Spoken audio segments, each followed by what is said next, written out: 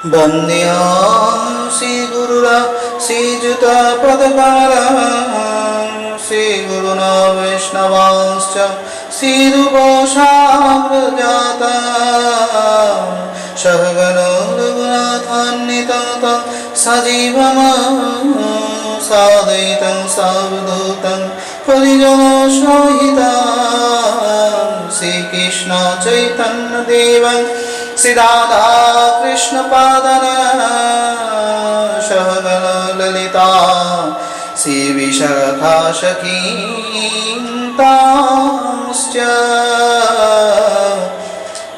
अज्ञानतिमिरान्धस्य ज्ञानाञ्जनशलाकया चक्षुरुन्मीलितं येन तस्मै श्री गुरवे नमो नमः। आनंद नीलमय विग्रह हेमावदिव्य छवि सुंदराय कृष्ण प्रेम रस प्रदायिनी श्री चैतन्य चंद्राय नमो नमः। नमो नलिनी नेत्राय विनुर्वर्ध विनोदिने राधाधरो सुधापाने शलिनी वनमालिनी राधा रसिश्वरी रमं गोविन्दं महिनीं परां विश्वभानु सुतं देवी नमामि हरिप्रिया। वृन्दावै तुलसीदेवा वै प्रिया वै केशवश्च कृष्ण भक्ति पदे देवी सत्यवत्यै नमो नमः। वाञ्छाकल्पतरुभ्यश्च कृपा सिन्धुभ्येव च पतितानां पावनेभ्यो वैष्णवेभ्यो नमो नमः। हरे कृष्ण कृष्ण कृष्ण हरे हरे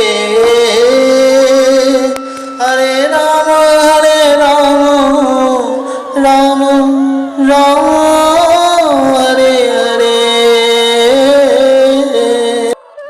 नमस्कार सुधी শ্রদ্ধালু ভক্তবৃন্দরা শ্রোতাবৃন্দরা অবশ্যই ভালো আছেন। আজ আমরা শ্রীমদ্ আনন্দ তত্ত্ব কৃষ্ণ তত্ত্বের দশম পর্ব আস্বাদন করব। ইতিপূর্বেই আমরা আস্বাদিত তথ্যগুলোকে বিশেষভাবে আস্বাদন করেছি নটা পর্বের মাধ্যমে। এই দশম পর্বে রাসনৃত্যের বিশেষ মনোরম কথা রয়েছে। পরমেশ্বর ভগবান শ্রীকৃষ্ণ জগতের ঈশ্বর সচ্চিদানন্দ, তিনি সকলের মধ্যে আছেন, ছিলেন এবং থাকবেন, তাই সত্য। তৎপর ভগবান শ্রীকৃষ্ণ সেই যমুনার কোলে থাকা নারীদের খুঁজতে দেখে ভগবান বিশেষ আনন্দ প্রকাশ করেন। কালত এই রাসে নৃত্য শব্দের অর্থ যদি একদিকে ধরুন আপনারা নাচ বলতে পারেন, আর একদিকে নৃত্য শব্দের আরেকটি অর্থ রয়েছে আছে, ছিল, থাকবে। অভিলাষটা নিত্য, রাস পরিপূর্ণ অভিলাষ, এই অভিলাষটা আছে এবং ছিল, থাকবে। সেই রাসনৃত্যেই ভগবানকে লাভ করা সম্ভব, যাদের পূর্ববতে সমস্ত কিছু ইন্দ্রিয়গুলো পরিশোধিত হয়েছে, যারা সব রোগ থেকে মুক্ত হয়েছেন। যখন দেখলেন ভগবান, তখন স্বয়ং ভগবান সেই গোপীদের মাঝখানে তিনি আবির্ভূত হয়েছেন। যোগেশ্বর শ্রীকৃষ্ণ নিজেকে বিস্তার করে এমনভাবে আবির্ভূত হয়েছেন যা অনেক আনন্দের পরিপ্রকাশ। সে সময় সেই রাসের উৎস ছিল ভগবান শ্রীকৃষ্ণ। যদিও দুইজন করে গোপীর মাঝখানে একজন করে কৃষ্ণ, এভাবেই সে রাস নৃত্য হয়েছিল। প্রশ্ন আপনারা করতেই পারেন, দুজনের মধ্যে কেন একজন? কথাটি হলো, গোপীরা দুজন যখন একত্রিত হয় তখন দুজন দুজনের ভাব ভগবানের সম্বন্ধ আলোচনা করে। এই আলোচনাই কৃষ্ণরূপে তখন স্বয়ং আবির্ভূত হয়, যে আলোচনায় তাদের আনন্দ হতে থাকে। যখন এই রূপ আনন্দ হয়, সেই আনন্দকেই প্রেমানন্দ বলে বর্ধিত করা হয়েছে বা প্রকাশ করা হয়েছে। একাধারে ভগবান শ্রীকৃষ্ণের এই মহিমা, প্রিয়তমদের সঙ্গে ভগবানের সেই আনন্দ ক্রিয়া এবং গোপীগণদের সঙ্গে নূপুর বলয় কিনি শব্দে ভগবান আনন্দমণ্ডিত হওয়া, জগৎকে আনন্দ দেওয়া, নিত্য রস গোপীগণের মাঝখানে শ্রীকৃষ্ণ যখন স্বর্ণ অলঙ্কারের উজ্জ্বল মণির তথা নীলমণির ন্যায় দিদীপ্তমান হয়েছিলেন, দর্শন দিয়েছিলেন, তা অত্যন্ত আশ্চর্যের। ভগবান শ্রীকৃষ্ণ এইভাবেই সকলের মনোবাঞ্ছা পূর্ণ করেন। তিনি সব পারেন, তার কাছে কোনোটাই অসম্ভব ছিল না। গোপীরা সকল স্থানে ভগবানকে বাস দিয়েছিলেন, শরীরের সর্ব অঙ্গে ভগবানকে বাস দিতে চেয়েছিলেন বলেই ভগবানকে নিয়ে নৃত্য করেছিলেন, যে নৃত্য সর্ব অঙ্গকে কাঁপায়। এক কথায় একটি জাগতিক নাচ দেখলেও দেখবেন একজন যখন নাচেন তখন সে নাচে সর্ব অঙ্গ কাঁপে, অর্থাৎ সর্ব অঙ্গ সেই নাচের মধ্যে সমর্পিত থাকে। ঠিক সেই রকমই আমার প্রভুকে পেয়ে গোপীদের আনন্দ এত বর্ধিত হয়েছিল যে তারা সর্বাঙ্গিক উচ্চেশ্বরে সঙ্গীত এবং নৃত্য করে ভগবানকে বিশ্ব ব্রহ্মাণ্ড পরিব্যাপ্ত করে আনন্দ প্রদান করেছিলেন। কোনো এক গোপী ভগবান মুকুন্দের গানের সঙ্গে গান উচ্চেশ্বরে গেয়েছেন। যাদের যেরকম অভিপ্রাস সেই অভিপ্রাস অনুযায়ী তারা তাদের গান বেঁধেছিলেন। সে গান শুনতে অতি সুন্দর এবং ভালো লাগায় স্বয়ং ভগবান তখন তাদেরকে আরও আনন্দ উৎসাহ প্রদান করেছেন। একাধারে ভগবান শ্রীকৃষ্ণের এই গোপীদের সঙ্গে নিত্যবশত ভগবান যথেষ্ট তাদের মধ্যে বহু সংখ্যায় প্রকাশ প্রাপ্ত হন। 16,108 গোপী মুহূর্তের মধ্যে বর্ধিত হতে থাকে। যদিও প্রথমে 8, তারপরে 100, তারপরে 16,000 হয়ে তারা স্বয়ং সম্পূর্ণ ভগবানের রসার্ধ আস্বাদ নিযুক্ত হয়েছিলেন। কতিপয় ভগবানকে লাভ করার জন্য কয়েকজন গোপীগণ তারা নিজেদেরকে ভগবানের দাসী মনে করে সর্বসময় ভগবানের সঙ্গ লাভ করেছেন। ভগবান অতি খুশি হয়ে তিনি তাদের তাম্বুল দান করেছেন, চম্বিত তাম্বুল, যেটি ভগবান আগে নিজে খেয়েছেন তারপরে সেটি দিয়েছেন। সেই তাম্বুল পান করার পর সমস্ত ব্রজগোপীগণ অত্যন্ত আনন্দ উৎসুক ক্লান্তি দূর করেছিলেন। প্রকৃতপক্ষে ভগবান শ্রীকৃষ্ণকে লাভ করার পর তাদের স্তনযুগলের উপরে ভগবান শ্রীকৃষ্ণের চরণ ধারণ করিয়েছিলেন। আবার কোনো কোনো গোপী সেখানে ভগবানের সেই করকমল স্থাপন করেছিলেন। পার্শ্বস্থিত হয়ে ভগবানের পাশে কেউ কেউ দাঁড়িয়েও ছিলেন, কেউ বা আবার তাদের নূপুর ও গীতরতা সেই সমস্ত আনন্দ ভ্রমরদের সঙ্গ নিয়ে ভগবানের দর্শন করেছিলেন। ভগবানের মহিমা বিশেষভাবে প্রকাশ হয়েছিল সে রাত্রটা সাধারণ ছিল না, সেটা ছিল অনেক বড় রাত। গোপীদের কানের পিছনে যে পদ্মফুল, গলার উপরে কেশগুচ্ছ শোভা পাচ্ছিল, যা দেখে বিশেষ আনন্দ লাগে। যখন নৃত্য করছিলেন তখন তাদের ক্লান্তি বাড়ি শ্বেত বিন্দু ঘাম ঝরছিল। ভগবান শ্রীকৃষ্ণ তাদের সকলের ক্লান্তি বাড়ি মুছে দিয়েছিলেন নিজ করকমলের দ্বারা। এভাবে শ্রীকৃষ্ণ ভক্তের ভক্ত শ্রীকৃষ্ণের হয়েছিল। একই কথাই বলাই যেতে পারে, তুমি আমার আমি তোমার, নন্দের নন্দন, কৃপা করে দাও আমায় তুমি দর্শন। যদি দেখা দিবে হরি সঙ্গ নাহি পাই, দেখা দিলে যদি মোরে সঙ্গ দেও কানাই। এভাবেই ক্রিয়া করে আনন্দ গ্রহণ করেছিলেন সমস্ত গোপীরা। কেউ বা আলিঙ্গন করেছিলেন, কেউ বা করমর্দন, কেউ বা আবার স্নিগ্ধ অবলোকন, কেউ বা উদ্দাম বিলাস হাস্য সহকারী। আবার বালক যেমন তার প্রতিবিম্বের সঙ্গে খেলা করে, সেই রকম ভগবান শ্রীকৃষ্ণের প্রতিবিম্বের সঙ্গে সব গোপীরা ক্রিয়া করতে থাকলেন। যদিও ভগবান শ্রীকৃষ্ণ সাক্ষাৎ অনন্ত আনন্দের পরিপ্রকাশক, তথেও ভগবান সম্বন্ধে আপনার বা আপনাদের মতন সংসারে কিছু মানুষদের হয়তো মনে হতেই পারে ভগবান আমাদের মতনই তো আচরণ করছেন। কথাটা একদম ভুল। কিন্তু সেখানে কোনো সংসারীর আচরণ ভগবান করেননি, কোনো পুরুষ নারীর আচরণও ভগবান করেননি। প্রকৃতপক্ষে একজন ডাক্তারকে অনেক সময় চিকিৎসা করার জন্য রোগীর সর্বাঙ্গে স্পর্শ করতে হয়, সেখানে গোপন বলে কোনো কিছু আর থাকে না। ঠিক তেমনি আমাদের পরমেশ্বর ভগবান শ্রীকৃষ্ণ এই সকল গোপীদের মনো আকাঙ্ক্ষা যেটা রোগ বলে জানা যায়, সেই রোগগুলোকে দূর করে সুখ অর্থাৎ তাদের নিরোগ করার জন্য ঔষধ দিচ্ছেন এইভাবেই, যেটি অল্প বয়স বালকগণ বালিকার সঙ্গে যেরকম ক্রিয়া করেন সেরকম ক্রিয়াই হয়েছিল। যদিও এগুলো কোনো যৌন মিলন ছিল না, পরিপূর্ণ চিন্ময় আত্মারামের সাথে বিশুদ্ধ মিলন ছিল। কামরত মনুষ্যগণ মনে মনে ভাবতেই পারেন এটা বোধ হয় কাম বা কামনার কোনো স্থল, কাম বা কামনার কোনো কথা প্রকাশ হয়েছে। আদতে এগুলো সবই মিথ্যা বলে জানবেন। ভগবান সেই প্রণয় উপভোগ করে ক্লান্তি দর্শন করে কৃপাময় কৃষ্ণ তার পরম সুখপ্রদ হাত দিয়ে প্রতিটি সঙ্গীর মুখমণ্ডল মুছিয়ে দিয়েছিলেন। এটি হয়েছিল সেই ভগবানের আরেকটি সেবার অঙ্গ। ভগবানকে যে যেমন করে সেবা করে ভগবান তাকে তেমন করেই দর্শন দেন। প্রকৃতপক্ষে এটাই তো ভগবানের কৃপা। পুরুষশ্রেষ্ঠ ভগবান শ্রীকৃষ্ণের পূজা করেছিলেন সেই সমস্ত গোপীগণ। তারপর ভগবানের নখ স্পর্শে অতীব আনন্দিত হয়ে মঙ্গলময় দিব্যলীলা মহিমা কীর্তন করেছিলেন। ভগবান সেই পুরুষোত্তম তার নখ তাদের মস্তিষ্কের উপরে যখন দেয়, তখন সেই বিদ্যায় তারা বলীয়ান হয়ে ভগবানের গুণনাম করেন।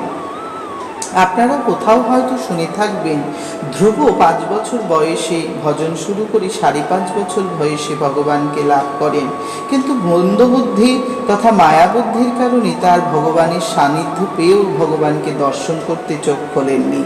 তখন ভগবান কিন্তু বুদ্ধি প্রকাশের জন্য করকমল বা শঙ্খ স্থাপন করে তার বুদ্ধির প্রকাশ ঘটিয়েছিলেন।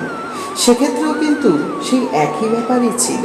এখানেও গোপীদের মধ্যে নিত্য বুদ্ধি এবং কৃষ্ণপ্রেম আস্বাদনের চেষ্টা তাদের মধ্যে জাগিয়ে তোলা এবং তাদের মধ্যে প্রতিনিয়ত ভগবানের নাম করার জন্য দ্রুত বেগে মৌমাছি যেরকম অনুকরণ করে মধু পাওয়ার জন্য, ঠিক তেমনি তারাও যেন ভগবতরূপী নামামৃত মধু পান করতে ভালোবাসে। তাই সঙ্গীত বা নৃত্যের কথা বলা হয়েছে। সঙ্গীত প্রভাবত এখানকার গান বাজনার সাথে তুলনা করা যেতে পারে, কিন্তু আমি বলবো তা না করাই শ্রেয়। এই সঙ্গীত হলো স্বরঙ্গ অর্থাৎ সর্ব অঙ্গে স্বরলিপির মাধ্যমে মর্দন করা, যেটি সমস্ত ইন্দ্রিয়গুলোকে সঠিক পথে ধাবন করায়। বিশেষ করে আহ্বানী ভগবানকে নিজের হৃদয় মন্দিরে ধারণ করে থাকেন। গোপীবৃন্দ চারিদিক ঘিরে ভগবানের এই আনন্দ অনুসন্ধান করেন। কিছুক্ষণ পর পরমেশ্বর ভগবান সেই গোপীদেরকে একত্রে নিয়ে যান যমুনার কোলে। যমুনার কোলে ভগবান যখন নিয়ে যান তখন সেখানে আনন্দবর্ধন হয় এবং সেই বিমানে করে যখন ভগবান যমুনায় নিয়ে যাচ্ছেন তাদের নিত্য অভিমানযুক্ত বিমানে করে, তখন অন্যদিক থেকে দেবতাগণ পুষ্পবৃষ্টি করেছিলেন। কালত ভগবানের মহিমা দর্শন করে দেবতাগণও অবাক হয়ে গিয়েছিলেন। এখানে এটাই একটা প্রমাণ, কারণ দেবতাগণ অবাক হবেনই না বা কেন? প্রকৃতপক্ষে দেবতাগণই তো একমাত্র বুঝতে পেরেছিল তারা যে ধরনের কামাচরণ করে সেটা সংসারে কেবলই কাম বলে রুক্ত থাকে, প্রকাশ হয়, কখনো কখনো আবার গোপনও থাকে। কিন্তু ভগবান সচ্চিদানন্দ সেই শারদপূর্ণ রাত্রে সকল গোপীদেরকে যমুনার তীরে নিয়ে যে উপবন অনুগামী ভ্রমণ আর প্রমাদগণের সঙ্গে ভ্রমণ করেছিলেন স্বয়ং ভগবান। সচ্চিদানন্দ ভগবান কাম কামনার আদর্শ পুরুষ শ্রীকৃষ্ণ তিনি প্রকৃত আকৃষ্ট অবলা নারীদের নিয়ে স্বয়ং এইভাবে শারৎকালীন চন্দ্রের মতন শোভাপ্রাপ্ত হয়েছিলেন। কালকে তিনি তো ভগবান, তাই তিনি তার কৃপা সকল অবস্থায় সবার মধ্যে পরিস্থাপন করেছেন। যদিও শ্রীমদ্ ভাগবতে পরমেশ্বর ভগবান শ্রীকৃষ্ণের এই গোপীদের নাম নেই, তদিও নামগুলো আমি আপনাদের বলব। ললিতা, বিশাখা, চিত্রা, চম্পকলতা, রঙ্গদেবী, সুদেবী, তুঙ্গবিদ্যা এবং শ্রীমতী রাধারানীও কিন্তু এখানে ছিলেন, যে রাধারানী কৃষ্ণকে নিয়ে এসেছিলেন। কালত গোবিন্দ সেই সকল ব্রজগোপীদেরকে কোনো রকম প্রতারণা করতে পারে, এটা একটা সংকেত পেয়েছিলেন আমার রাধারানী। কারণ রাধারানী হলো গোবিন্দের গুরু, প্রেমের গুরু, বাঞ্ছা কল্পতরু। যখন গোবিন্দ রাসের উদ্দেশ্যে বংশীধ্বনি করে তার কয়েকদিন পূর্বে পৌরাণিক কথায় কথিত আছে সূর্য পুজো হয়েছিল। সূর্য পুজোর সময় কাত্যায়নী পুজোরও বিধি হয়েছিল। তখন সেখানে কৃষ্ণ আদি সমস্ত গোপীগণ একই কথা বলেছিলেন। কৃষ্ণ বলেছিলেন ব্রজবৃন্দাবনবাসীদের আমি কিছু দিতে চাই, আর তারা বলেছিলেন, ব্রজবৃন্দাবনবাসীগণ বলেছিলেন আমরা কৃষ্ণ থেকে কিছু পেতে চাই। বিশেষ করে গোপীরা বলেছিলেন আমরা কৃষ্ণকে সম্পূর্ণরূপে লাভ করতে চাই, সর্বাঙ্গিক আমাদের অঙ্গের অঙ্গ করে নিতে চাই। কথাটি কাত্যায়নী মা শুনলে স্বয়ং কৃষ্ণ প্রথমে মনে করেছিলেন এটা বোধহয় কোনো দেহগত চিন্তাধারা, কিন্তু প্রকৃতপক্ষে তিনি তা করেননি। তাই তিনি তখন সে আশা পূর্ণ করবেন মনস্থ করলেন। তখনই শ্রীমতী রাধারানীও ব্রতপরায়ণা হয়ে কাত্যায়নী মহামায়ার কাছে গিয়ে বললেন, শোনো হে কাত্যায়নী। কাত্যায়নী বললেন, বলুন দেবী, কি ইচ্ছা আপনার? বলছি তুমি বলো তোমাদের ওই কৃষ্ণকে সে যেন আমার ওই অবলা গোপীগণদের সে যেন প্রতারণা না করে, সততার প্রকাশ যেন সে না করে। কারণ সে মদন, তার আচরণ এরকমই হয়। মদন শব্দের অর্থ পূর্ণ কাম। যে পূর্ণ কাম সে সবসময় কামনার রদ্ধ করে, অর্থাৎ তার দৃষ্টিতে যদি কেউ পড়ে তখন তার মধ্যে কামনা বাসনা বারবার প্রকাশপ্রাপ্ত হয়। ভগবানের ঠিক কাত্যায়নী মায়ের বিগ্রহের পিছনে দাঁড়িয়ে এই ঘটনাটা শ্রবণ করে তিনি বেশ খানিকটা চিন্তিত হলেন। আমি কি করে নিষ্কাম হব? কারণ আমি যে মদন একলা নিষ্কাম কখনো হতে পারে কি? তাই মদন চিন্তিত ছিলেন। চিন্তিত থেকেই তিনি বিরাহ বংশীর ধ্বনি করেছিলেন। সেই ধ্বনি কিন্তু গোপীরা শুনে আত্মহারা হয়ে ছুটে এসেছিলেন, এবং সেই ধ্বনিটি যখন যার কানে গিয়ে পৌঁছেছে তখন তার নাম হয়ে গিয়েছিল। শ্রীমতী রাধারানীও কিন্তু সেই ধ্বনি শুনেই ছুটে এসেছিলেন। কিন্তু দুঃখের বিষয় রাধারানী অনেকটা দেরি করে এসেছিলেন। ঘরে ননদিনী শাশুড়ির জ্বালা আছে, স্বামী আয়ান ঘোষের কর্তব্য ক্রিয়া রয়েছে, তাই সেখান থেকে তিনি আসতে দেরি হয়। তখন তিনি এসে দেখেন সেখানে অলরেডি কৃষ্ণ প্রত্যেককে সঙ্গে মদনবৃত্তি করছেন। এই মদনবৃত্তি বলতে আপনাদের প্রথম দিকের কথায় যেটা বলা যায়, কৃষ্ণরা ডাকার পরে কৃষ্ণের বংশীধ্বনি শুনে যখন গোপীরা আসেন তিনি তাদেরকে ফিরিয়ে দিতে চান, এবং ফিরিয়ে দিতে চাইলেও যখন গোপীরা বলেন, অনেক শুদ্ধ নিষ্ঠা বাক্য বলেন, তখন কৃষ্ণ তাদের চিকিৎসা করার জন্য যে পদ্ধতিটার কথা আমি বলেছিলাম, তারা কাঁধে উঠেছেন, কোলে উঠেছেন, কোলে করেছেন, প্রত্যেকের সঙ্গ করছেন কৃষ্ণ। এটা একটা কামের স্বরূপ। তিনি বলছেন তুমি অন্তর্যামী, তুমি সর্বস্রষ্টা, তুমি চেষ্টা করলেই তাদের দূর থেকেই কৃপা করতে পারো, তাদের স্পর্শ করার কি দরকার? যদি তুমি তাদের স্পর্শ করো তাহলে তাদের মধ্যে কামনা উৎপন্ন হতে পারে, তারা আরো উদ্গ্রীব হয়ে বারবার তোমার স্পর্শ আকাঙ্ক্ষা করতে পারে। এই স্পর্শজনিত কাতরতাটাই কামস্বরূপে জগতে তোমার নিন্দা হবে। তাই আমার রাধারানী তখন ঈষৎ অনুরাগ প্রাপ্ত হলেন। খানিকটা দূর থেকেই চোখে চোখ পড়ে গেল গোবিন্দের, রাধারানীর দিকে। শ্রীমতী রাধারানীকে গোবিন্দ দর্শন করেই ভয় পেয়ে গেলেন। এক কথায় পাবেনই তো। শিষ্য যখন গুরুকে দর্শন করেন বা শিষ্য যখন কোনো ভুল করছে তখন যদি গুরু সান্নিধ্যে থাকে, যা হয় ঠিক তাই হলো। শ্রীমতী আল্লাদিনী শক্তির পরম শক্তি রাধারানীকে দর্শন করে সে সময় ওই সমস্ত গোপীদের মধ্যে অহংকার জন্ম দিলেন গোবিন্দ। আর ওই অহংকারে তারা তখন মনে করলেন আমি একা কৃষ্ণ পেয়েছি। এই অভিমান দেখেই ওখানে একটি প্রেক্ষাপট তৈরি করে ভগবান সেখান থেকে অন্তর্ধান করে পরবর্তী সময় শ্রীমতী রাধারানীর চরণাগত হলেন। রাধারানী শ্রীচরণ কমলকে স্পর্শ করে তিনি বারবার বলতে থাকলেন, রাধে আমাকে মার্জনা করো।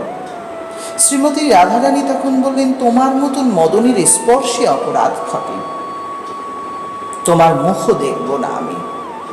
তখন শ্রীমতী রাধারানীর এই কথা শুনে কৃষ্ণ ভীষণ মনে মনে দুঃখ প্রাপ্ত হয়। তখন শ্রীময় গোবিন্দ যমুনার জলে নিজেকে সম্পূর্ণরূপে সমর্পণ করেন। যমুনার জলে যখন সমর্পণ করেন, কারণ যমুনার জল থেকেই ভগবানের স্বরূপটি এসেছিল, পূর্বে আপনারা শ্রবণ করেছেন হয়তো। কৃষ্ণের প্রকৃত স্বরূপ তিনটি ছিল, একটি কর্ষণ, একটি আকর্ষণ, আরেকটি অপরদিকে প্রেমাকর্ষণ। কর্ষণ শক্তিটিকেই মদন বলা হয়, আকর্ষণ শক্তিটিকে মোহন বলা হয়, আর প্রেমাকর্ষণ শক্তি যুক্ত যখন হয় তখন সেটা মদন মোহন হয়। প্রকৃত স্বরূপ ধরে এই তিনটি কৃষ্ণের স্বরূপ ভিন্ন হয়ে গেল। সেই সময় কর্ষণ শক্তিটি যমুনায় রয়ে গেল এবং প্রেমাকর্ষণ শক্তি আর আকর্ষণ শক্তি অর্থাৎ মদন যমুনায় থাকার পরে মোহন মদনের স্বরূপ নিয়ে মোহন মদনের রূপ ধারণ করে স্বয়ং ভগবান কৃষ্ণই মোহনের রূপ ধারণ করেন এবং সেই রূপ ধারণ করে রাধারানীর চরণতলকে আশ্রয় করেন। রাধারানী তখন খুব সন্তুষ্ট হন, কিন্তু একটু অনুরাগ সঙ্গে রেখে তিনি গভীর বনের মধ্যে হাঁটতে থাকেন। রাধারানীর পিছন পিছন এই মোহন চলতে থাকেন। একাধারে যখন মোহন চলতেই থাকেন তখন তার পদচিহ্নের ছাপ মাটিতে গভীর গভীরভাবে হতে থাকে। একসময় আমার রাধারানী হঠাৎ বলে বসেন, দেখি তো তুমি কেমন মোহন হয়েছ, এবার তুমি আমাকে তোমার কাঁধে করো, কাঁধে করে দেখি তোমাকে স্পর্শ করলে আমার ভিতরে কোনো সাংসারিক অনুভূতি জন্মায় কিনা। তখন শ্রীমতী রাধারানীকে কাঁধে করেছিলেন। এর প্রমাণ কিন্তু আপনারা পূর্ব অধ্যায় পেয়েছেন। অর্থাৎ গোপীরা যখন অন্বেষণ করছিলেন তখন তারা দেখেছিলেন ঘাসের মধ্যে প্রভু দুইজনের চরণ চিহ্ন, কিন্তু পরবর্তী সময় সেই দুইজনের চরণ চিহ্ন থাকে না, কেবল একজনের চরণ চিহ্ন থাকে। শ্রীমতী রাধারানী তখন তার ভিতরে প্রবেশ করেন এবং যখন রাধারানীকে পূর্ণ পরীক্ষা দিয়ে তিনি উত্তম প্রাপ্তি লাভ করেছিলেন, তখন শ্রীমতী রাধারানী তার ভিতর থেকে মদন আর মোহনের মিলিত তনু স্বরূপে তারা দুজনেই ওখানে প্রকাশ প্রাপ্ত হয়েছিলেন। স্বয়ং রাধারানী কৃষ্ণের ভিতরে, কৃষ্ণ রাধারানীর ভিতরে, এভাবে অঙ্গ ভাবের দ্বারা তারা দুজনেই সেখানে দুইটি রূপ অবলম্বন করেন, একটি মদনমোহন রূপ আর একটি আহ্লাদিনী রাধারানী রূপ। আর সেই মদনমোহন রূপটি এখন রাসে রাধারানীর সঙ্গে একত্রে নৃত্য করেছেন। সেখানে কোনো রকম কামের গন্ধ ছিল না, সমস্ত আনন্দ অনুভব করে সেখানে আনন্দের পরিপ্রকাশ হয়েছিল। এমন আনন্দ অন্য কোনো স্থলে, কোনো জায়গায় কেউ কখনো অনুভব করেনি। তাহলে সেই নিজেই সর্বধ্বংস করে কেবল আনন্দ প্রদর্শনকারী সেই ভগবান শ্রীকৃষ্ণকে আপনি অবশ্যই প্রণাম দান করতে পারেন। একাধারে মানুষ প্রশ্ন করতে পারে, ভগবান কেন এই ধরনের লম্পটের মতন আচরণ করেছে? এই প্রশ্নটা পরীক্ষিত মহারাজ করেছিলেন। তার উত্তর দিতে গিয়ে আপনাদেরকে এভাবে বলতে হলো আমাকে। আপনারা যদি জেনে থাকেন, রাধারানী থেকেই ললিতা, বিশাখা, চিত্রা আদি গোপীগণ উৎপন্ন হয়েছে এবং রাধারানী থেকেই এই কৃষ্ণের উৎপন্নতাও উৎপন্ন হয়েছে।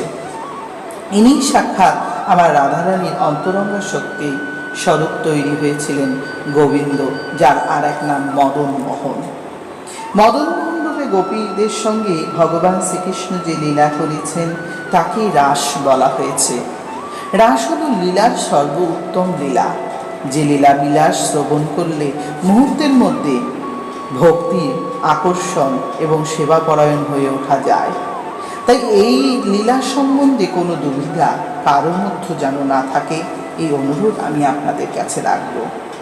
তৎপর ভগবান শ্রীকৃষ্ণের মায়া শক্তির দ্বারা বিভ্রান্ত গোপগণকে তিনি যথেষ্ট রূপে সত্য এবং অনুধাবিত করার চেষ্টা করেছিলেন।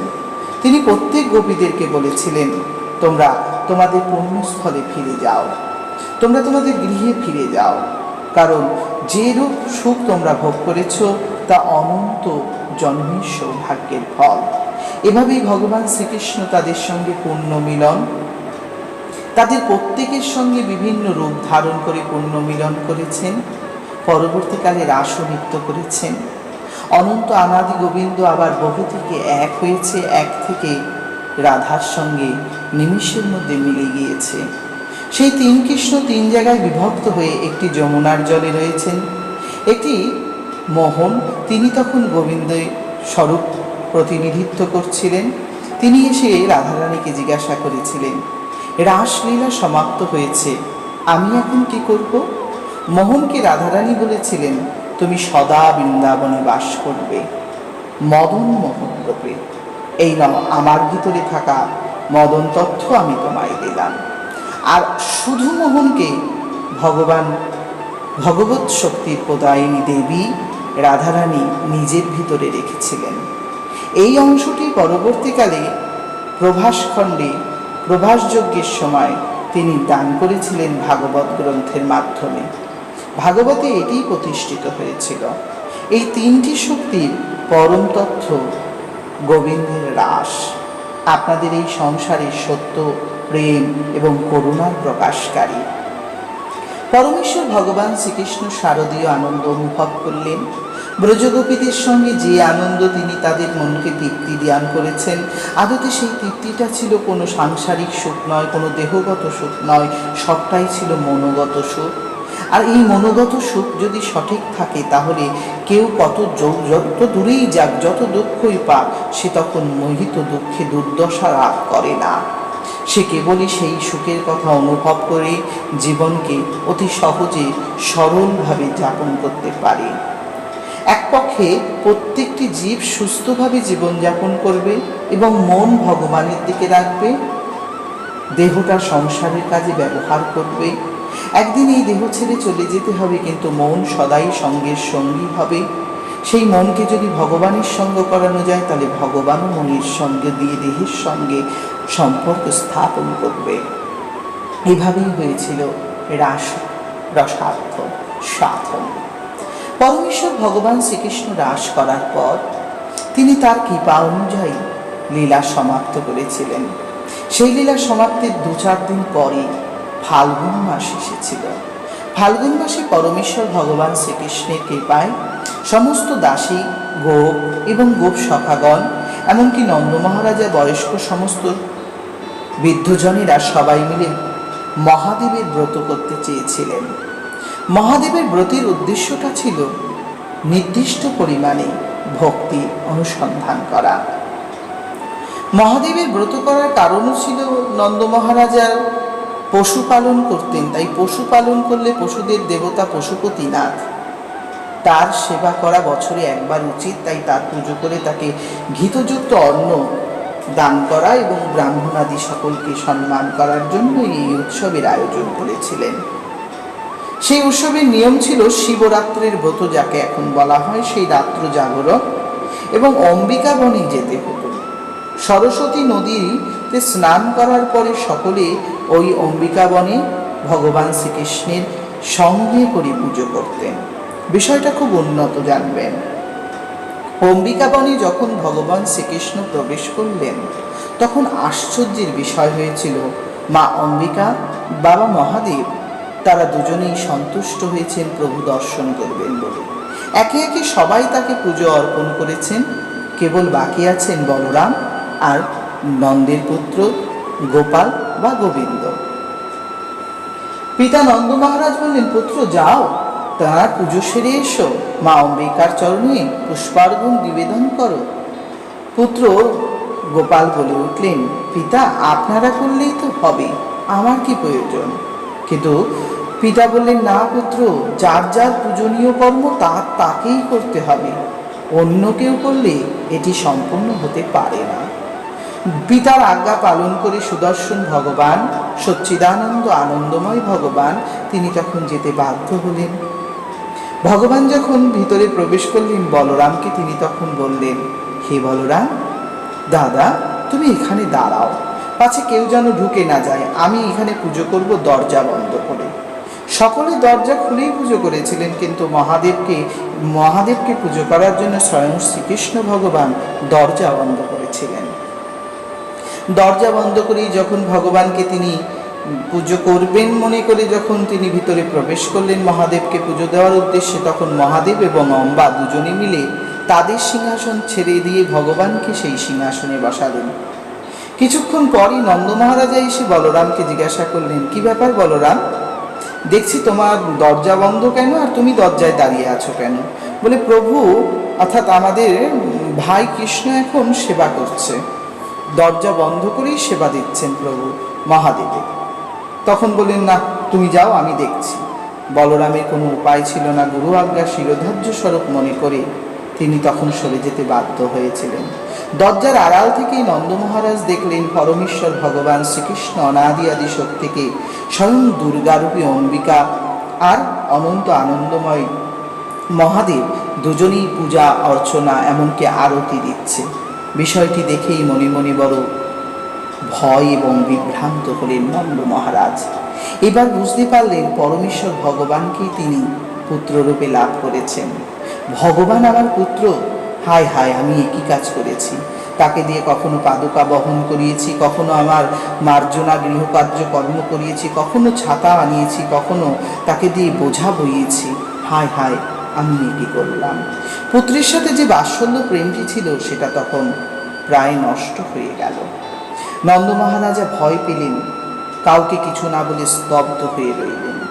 কৃষ্ণের সাথে আর কোনো আলাপও করেন না। পূজা পাঠের মাঝখান থেকেই কৃষ্ণ যখন দেখলেন আরতি দিচ্ছে মহাদেব, তখন তার এক সাইড থেকে দেখতে পেলেন পিতা দেখতে পেয়েছে সে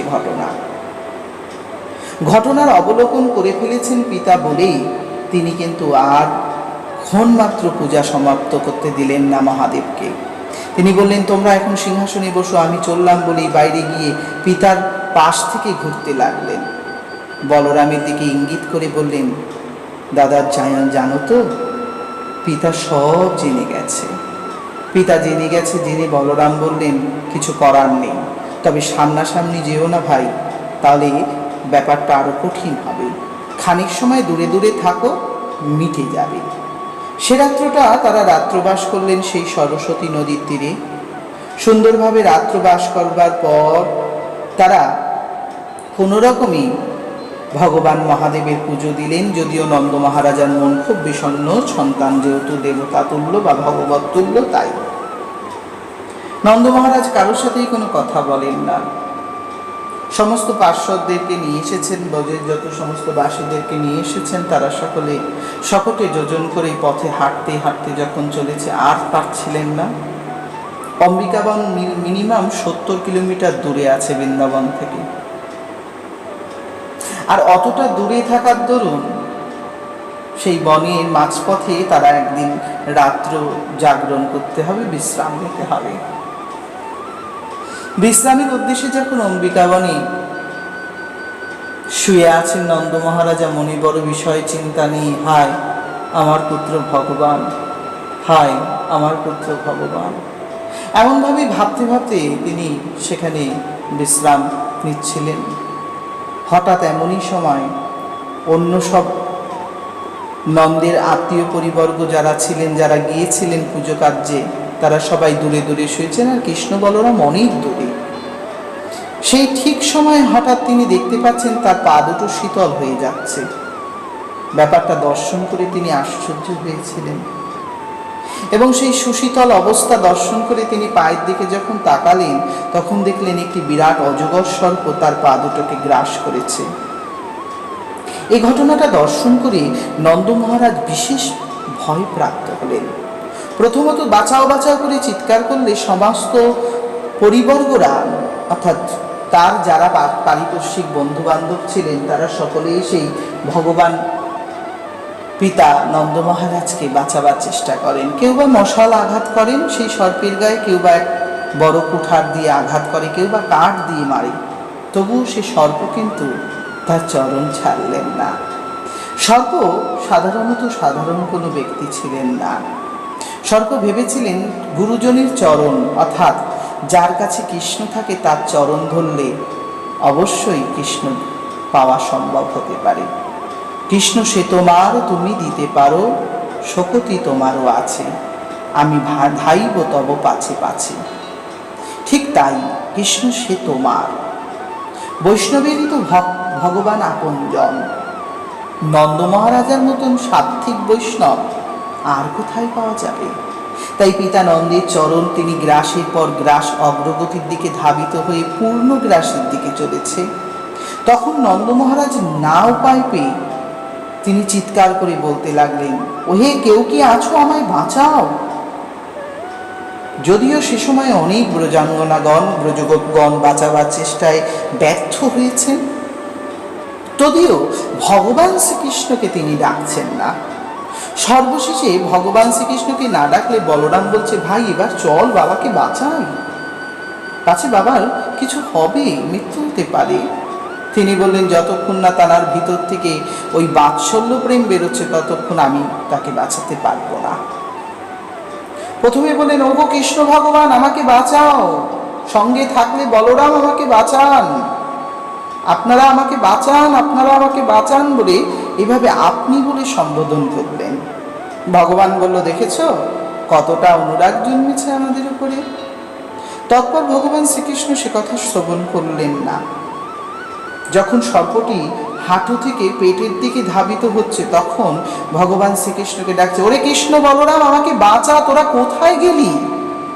যেই বাৎসল্য প্রেমী কৃষ্ণ এবং বলরাম সম্বোধনে তুই যুক্ত করেছিলেন, তখন ভগবান শ্রীকৃষ্ণ সাথে সাথে ছুটে এসেছিলেন এবং এসেই সেই সর্পের মাথায় একটি পদাঘাত করা মাত্রই সর্পটি অপূর্ব সুন্দর দিব্য গন্ধর্ব রূপ ধারণ করেছিলেন।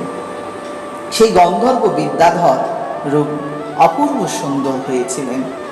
একে তো সর্বনাশ আগের থেকেই হয়েছে, অম্বিকাবনী তার মহত্ব স্বরূপ দর্শন করে ফেলেছিলেন। দ্বিতীয় সর্বনাশ, তার চরণের স্পর্শ হওয়া মাত্রই সেই চরণের ছোঁয়াতেই সে মুহূর্তে এক সাপ অপূর্ব সুন্দর দিব্য পুরুষ রূপ ধারণ করলেন।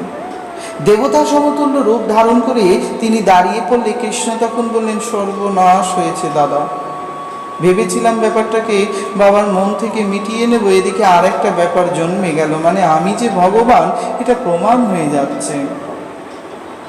সে সময় সেই সর্প থেকে শরীরপ্রাপ্ত সেই দিব্য পুরুষটি বলে উঠলেন, হে প্রভু আমার প্রণাম গ্রহণ করুন।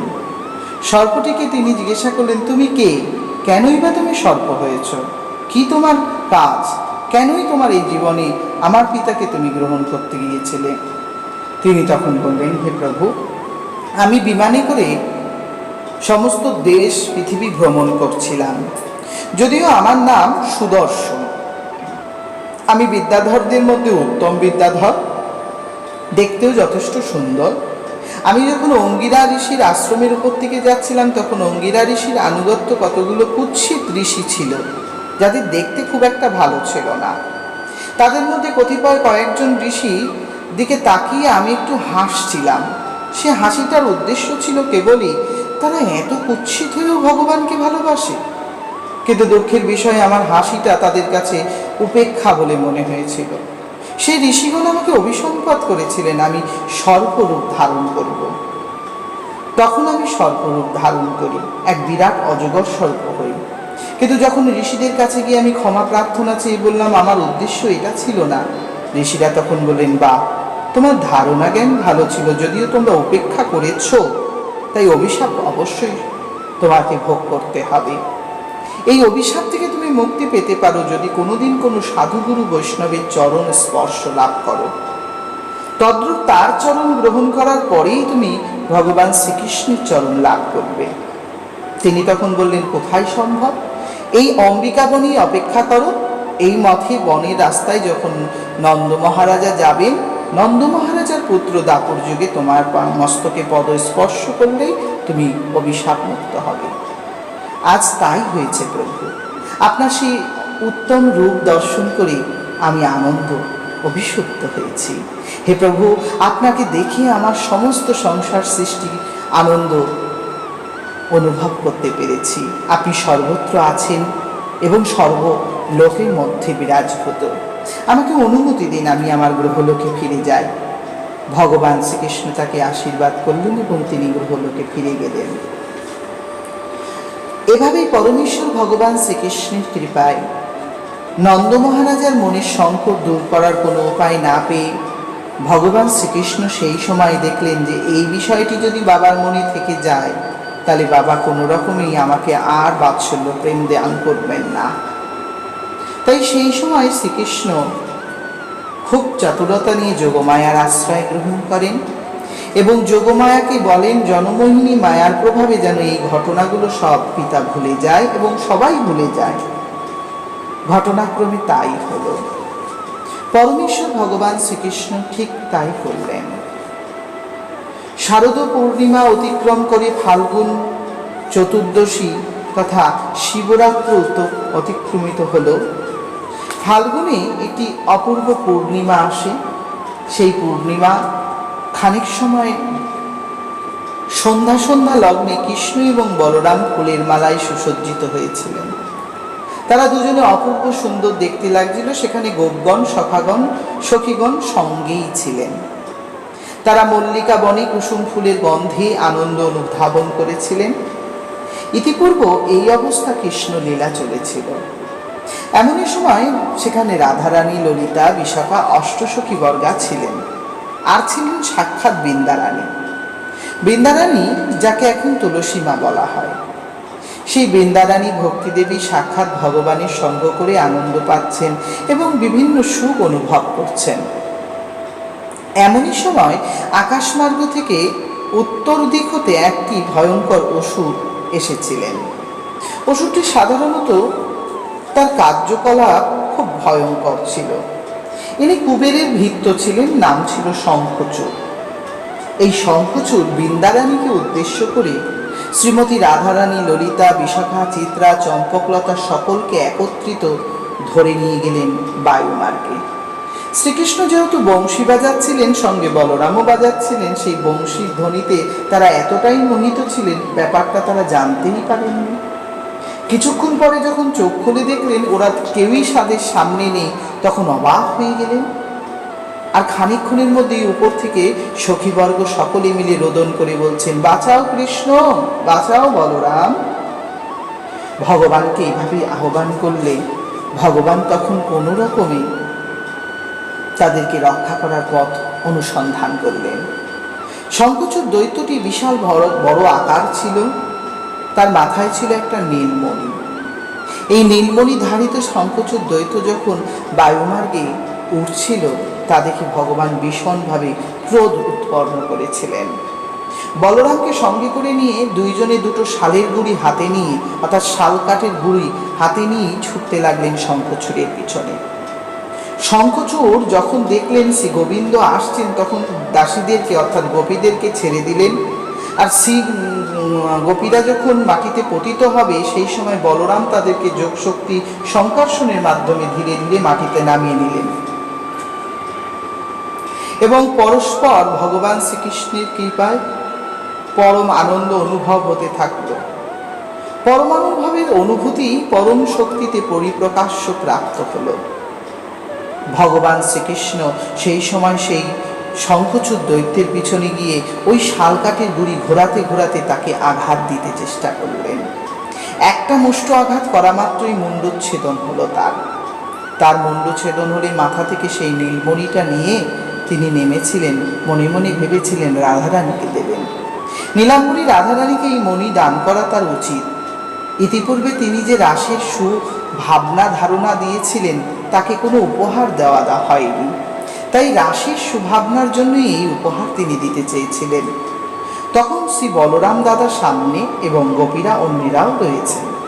নীলমণির আলোতে একেই তো ভগবান দেখতে নীল ছিল, আরও নীল হয়েছিল সে সময়। সেই দানবের মস্তকের শিররত্নমণিটি ভগবান যখন নিয়ে নামছিলেন তখন অবাক হয়েছিলেন সবাই মনে মনে ভেবেছিলেন বোধহয় কৃষ্ণ এটা আমাকে দেবে। ললিতা ভেবেছিল যা, বিশাখাও ভেবেছিল তাই, অন্যান্য সখীদের মনে একই চিন্তা ছিল। শুধু সখী নয়, সখারাও একই কথা ভেবেছিলেন। তদুত্তরে পরমেশ্বর ভগবান চিন্তা করে দেখলেন, এখানে যদি আমি রাধারানীকে দেই তাহলে পক্ষপাত দোষী হতে পারি, এদের মধ্যে থেকে বিভাজন উৎপন্ন হতে পারে।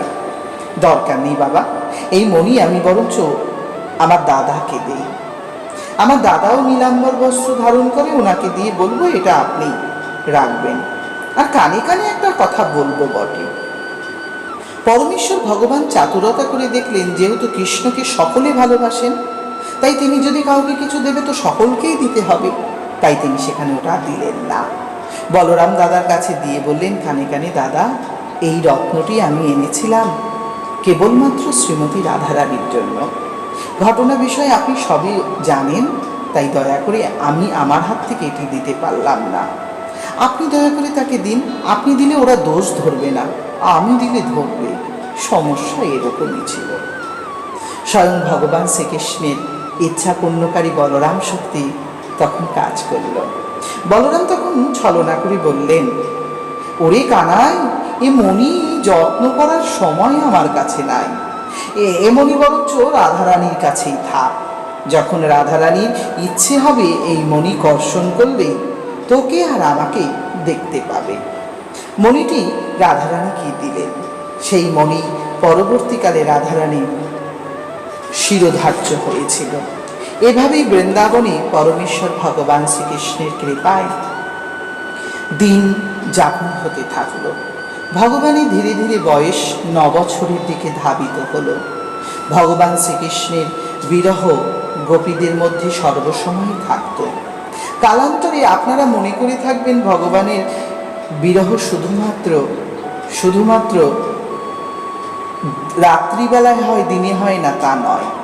কৃষ্ণের মুখর দর্শন, কৃষ্ণের সেই অবলোকন, কৃষ্ণের সেই চলন বলন আচরণ ব্রজগোপীদের প্রত্যেকের মধ্যে বিশেষ দুঃখ দান করে। তারা সেই কৃষ্ণকে দেখতে না পেয়ে বিশেষ কষ্ট পায়। যখন ভগবান গোচরণ করতে যায় তখন ভগবানকে দর্শন করার আকাঙ্ক্ষায় তারা দাঁড়িয়ে থাকে। পুনরায় ভগবান যখন গোষ্ঠী ফিরে আসেন গোচরণ করে, তখন তাকে দেখার জন্য তাদের একই আভা প্রকাশ প্রাপ্ত হয়। স্বয়ং মুকুন্দ ভগবান ময়ূরপুচ্ছ মাথায় ধারণ করে এক অপূর্ব সুন্দর ধাতু দ্বারা সুসজ্জিত হয়ে বেণু বাদন করতে করতে ধেনুক চড়াতে থাকেন, ধেনুগণকে আহরণ করতে থাকেন পরমেশ্বর ভগবান। তার বংশীর ধ্বনি যেন সকলের মনকে হরণ করে, কারণ এই বংশী তো সাধারণ বংশী নয়। বাজাইলা বাঁশি বানাইয়া দাসী, কহ মোরে রাখিয়া প্রেম প্রয়াসী, মন মম সন্ধিতে নূপুর বন্ধিতে, বাজে বাঁশি বাজে মোর নাম ধরে। এমনই বিরহ তাদের মধ্যে পরিপ্রকাশ্য হয়েছিল। ব্রজগোপগণ সকলেই বিরহনলে প্রতিনিয়ত কৃষ্ণ দূরীভূত ভয় থাকত। পাছে কৃষ্ণকে দূরে চলে গেলে কি করে থাকবেন। এমনকি মা যশোদার মতন যশস্বী মা, সেও এই ভয় পেতেন। সর্বসময় ভগবানের অন্বেষণ করা এই সমস্ত গোপীগণ ভগবানকে খোঁজেন। এমনকি ব্রহ্মা, শিব প্রমুখ দেবতাগণ ভগবানের এই মহিমা শ্রবণের জন্য আনন্দে বিভোর হয়ে ওঠেন। ভগবানের এই পরম শক্তি আনন্দ তত্ত্ব যখন সর্বদিকে পরিপ্রকাশ্য হয়, ভগবান যখন বেণুধ্বনি করেন, গাভীরা তখন ভগবানের চরণ তলে ছুটে আসেন। কারণ ভগবানের ধ্বনি সকল মনুষ্য, বৃক্ষ, তরুলতা, গুল্ম সবাইকে আনন্দ প্রদান করে। আসাতে এই বিরহ হল কৃষ্ণ সামনে থাকলেও কৃষ্ণকে হারানোর ভয়। বিরহ নলিত মানুষকে আরো উন্নত করে তোলে। কোনো বস্তু সহজে পেয়ে গেলে সেই বস্তুর গুরুত্ব থাকে না, কিন্তু কোনো বস্তু যদি বিরহ দ্বারা প্রাপ্ত হয় সে বস্তুর গুরুত্ব কখনো সমাপ্ত হয় না। ভগবান শ্রীকৃষ্ণের চরণ কমল আরাধনাপূর্ণ সমস্ত ব্রজগোপগণ যে আস্বাদন করেছিলেন তা সমস্ত শাস্ত্রের অধিক আস্বাদন বলে জানবেন। পরমেশ্বর ভগবান শ্রীকৃষ্ণ সেই অপূর্ব লীলা বর্ধিত করেছিলেন ব্রজগঙ্গা তথা ব্রজাঙ্গদের জন্য। তিনি করেছিলেন সবার মনমোহন। তিনিই তো অনাদি, তাই তার চরণে আত্মসমর্পণ করতে কোনো দুঃখ কি লাগে? কোনো সমস্যাই নেই, কারণ তিনি সমস্ত মহোৎসবের মহোৎসবপূর্ণ কর্তা বলে জানবেন। দেখেছেন তো কিভাবে পরস্পর প্রাপ্তিযোগ ঘটেছিল। ভগবান সুদর্শন সেই অপূর্ব বিদ্যাধরকে উদ্ধার প্রাপ্ত করিয়ে তার প্রমাণ দিয়েছেন। ভগবান অম্বিকাবনে গমন করে তিনি তার পূজনীয় প্রমাণ দিয়েছেন। ভগবান সাত্ত্বিক তথ্যের পরিপ্রকাশ করেছেন। পিতার মধ্যে বাৎসল্য প্রেম যাতে নষ্ট না হয় তারও চেষ্টা করেছেন। একাধারে এগুলো আমাদের জীবনকে শিক্ষা দেয়। আমরা কখনো কখনো গুরুত্ব বুঝে প্রেমকে পরিবর্তন করে ফেলি। যদি লঘু দেখি তো লঘু প্রেম, গুরু দেখি তো গুরু প্রেম করি। আদতে এগুলো আমাদের দুষ্ট বুদ্ধির দুষ্ট ভাবাপন্ন চিন্তা। প্রকৃতপক্ষে আমাদের চিন্তার পরিবর্তন না ঘটলে আমাদের মন অন্তিম দিনে আমরা শান্তি লাভ করতে পারি না। নন্দ মহারাজার এই আনন্দ অশ্রুজল অনুভূত অনুরাগকে ভগবান বড় ভালোবাসা দিয়েছেন। অনুরাগ সকলের মধ্যেই থাকা উচিত। প্রকৃতপক্ষে অনুরাগী ব্যক্তি তো খুব সহজে ভগবানকে লাভ করেন। অনুরাগ সর্বব্যাপ্ত, সকলের জন্য। অবিরাম কৃষ্ণলীলা গুণগান করে যে ব্রজগোপীগণ আত্মহারা হন বিরহ ভগবানকে ছেড়ে থাকার কষ্টে, সেই কষ্টটাও কিন্তু সাধারণ কষ্ট নয়। আমাদের মনের থেকে ঠাকুর ঘরে যখন পুজো করতে যাই তখন কৃষ্ণ থাকেন, কিন্তু যখনই আমরা পুজো সমাপ্ত করে বেরিয়ে আসি তখন কৃষ্ণ আমাদের হৃদয় থেকে বাইরে বেরিয়ে গিয়ে আমাদের ভিতরের অন্তর্তথ্যগুলোকে অনুসন্ধান করতে গোচরণে যায়। পুনরায় যখন আবার সন্ধ্যাবেলায় ঠাকুর ঘরে যাই তখন আবার কৃষ্ণ ফিরে আসে, কিন্তু দুঃখের বিষয় সেখান থেকে বেরিয়ে গেলে আবার কৃষ্ণ চলে যায়। এই আসা আর যাওয়ার বিরহকে গোপীরা বিরহ বলেছেন। সেই বিরহ হলো কৃষ্ণ চলে গেলে ভালো লাগে না। কৃষ্ণের পূর্ণতা, কৃষ্ণের পরিপূর্ণ আনন্দ অনুসন্ধান লাভ করাটাই মনুষ্যের একমাত্র কর্তব্য। সেটির দিকেই লক্ষ্য রেখে এই কথাগুলি বলেছেন শ্রীমদ্ ভাগবতে। রাধারানী পরম আহ্লাদিনী শক্তির পরিপ্রকাশ্য, তিনি তাই গোবিন্দকে পরিপূর্ণ করেছেন। এখন আর গোবিন্দ সেই পূর্বের মতন আচরণ করেন না, কারণ যে মদন বিগ্রহটি সেটি এখন যমুনার জলেই রত আছে। শুধু কেবল মোহনের কার্যকলাপ চলছে। মোহন যদিও সেই কার্য করে উন্নত, আর মদন মোহন সাক্ষাৎ রাধারানীর মধ্যে নিমজ্জিত। মদনমোহন এবং মোহনের তিনটি ক্রিয়া একত্রিতে আপনারা আস্বাদন করলেন।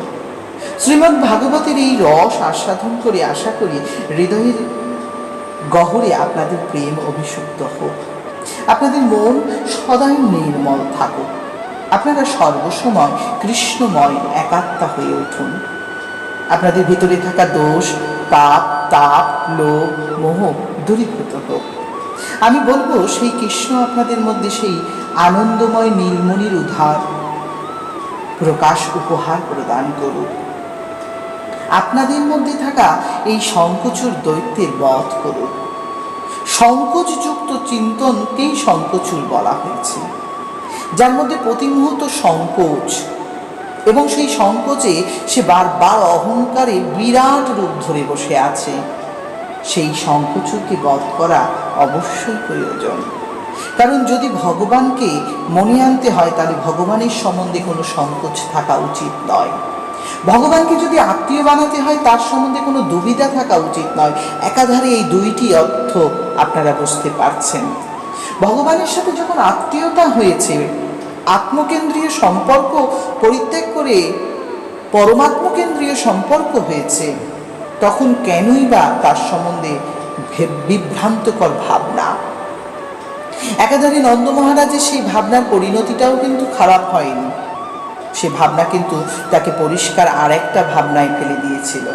যদিও যোগমায়ার কৃপায় সে ভাবনা থেকে মুক্ত হতে পেরেছিলেন, কিন্তু আপনি বা আমাদের ক্ষেত্রে এগুলো সম্ভব নয়। পরমেশ্বর ভগবান শ্রীকৃষ্ণের এই লীলাগুলি আস্বাদন করলে আস্বাদনের যে সুখ বা শিক্ষা উভয়টি আপনারা প্রাপ্ত হবেন। আমি জানি আপনারা অনেক উন্নত, শিক্ষিত, হায়ার এডুকেটেড। আমি জানি আপনারা অনেক শোনেন, কিন্তু আমার মতো মূর্খের ইচ্ছা হয়েছিল আপনাদেরকে আরেকটু শোনাই। তাই আমাকে আপনাদের চরণে দাস মনে করে আমার এই দেওয়া কথা তথ্যগুলোকে একটুখানি ভালো করে ভেবে চিন্তে দেখবেন। হৃদয়ের মণিকোঠায় যদি রাখার যোগ্য হয় অবশ্যই রাখবেন। আমার এই কথা যদি আপনাদের কারোর ভিতরে একটু শুদ্ধ ভাব, একটু নিষ্কাম হৃদয়ের নিষ্কাম জীবনযাত্রা করায়, কপট শূন্য হইতে দেয়, তাহলেই আমার এই বলা সার্থকতা লাভ করবে। আমার সাধন, আমার অনুসন্ধান পূর্ণ হবে। আপনাদের শ্রীচরণ কমলে আমি প্রণাম বন্ধনা রেখে শ্রীমদ্ ভাগবতের পরম তথ্যগুলোকে একত্রিত করে পুরাণ এবং সংগীতা বৈষ্ণব তথ্য সংমিশ্রিত করে গর্গ সংহিতা আদি সমস্ত গ্রন্থগুলোকে একত্রে অধ্যয়ন করে তাকে মিলিত ফার্টিলাইজ করে আপনাদের মাঝখানে আমি দিলাম।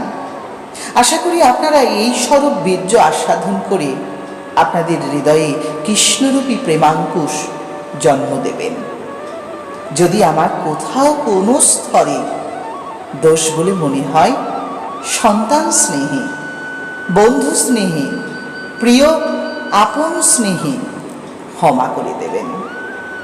বাঞ্ছাকল্পতরুশ্চ কৃপা সিন্ধু এব চ পতিতানাং পাবনেভ্যো বৈষ্ণবেভ্যো নমো নমো। ইয়া যত বৈষ্ণবাচ সবাকারে নমস্কার। এইতে অপরাধ যেন না হয় আমার, হইয়াছেন হবেন যত গৌর ভক্ত বৃন্দ। একবার রাধা কৃষ্ণ প্রেমানন্দে বল রাধে গোবিন্দ, বল রাধে গোবিন্দ। জয় জয় শ্রী রাধে শ্যাম। হরে কৃষ্ণ হরে রাম, নিতাই গৌর রাধে শ্যাম। হরে কৃষ্ণ হরে রাম।